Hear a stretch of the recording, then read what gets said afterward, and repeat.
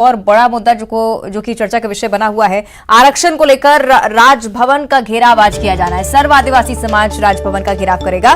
आरक्षण विधेयक पर हस्ताक्षर नहीं होने से आक्रोश लगातार बढ़ता जा रहा है। हस्ताक्षर नहीं होने से आदिवासी समाज आक्रोशित है। राजभवन के घेराव की तैयारी। आदिवासी समाज 11 बजे बूढ़ा तालाब से राजभवन मार्च करेंगे और शुरू होगा बूढ़ा तालाब से, खत्म होगा राज्यपाल के आवास पर।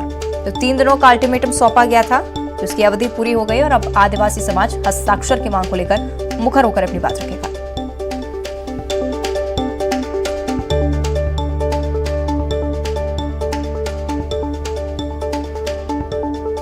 सही कि देवव्रत हमारे साथ लगातार जुड़े हैं, इस पर भी हम चर्चा करेंगे। देवव्रत, बड़ी आंदोलन की तैयारी अब सर्व आदिवासी समाज की तरफ से, क्या कुछ जानकारी इस पर?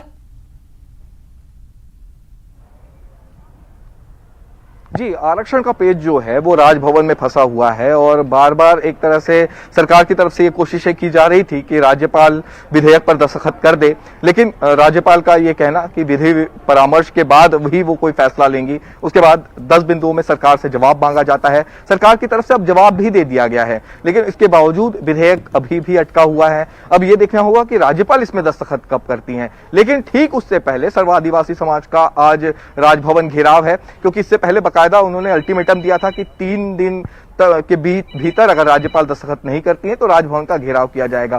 तो एक तरह से किसी भी समाज की तरफ से ये अपनी तरह का पहला प्रदर्शन है जो कि किसी समाज की तरफ से राजभवन का घेराव किया जा रहा है। अभी कुछ ही देर में जितने भी सर्व आदिवासी समाज के लोग हैं वो बूढ़ा तालाब के धरना स्थल में जुटेंगे और वहां से राजभवन की ओर कूच करेंगे।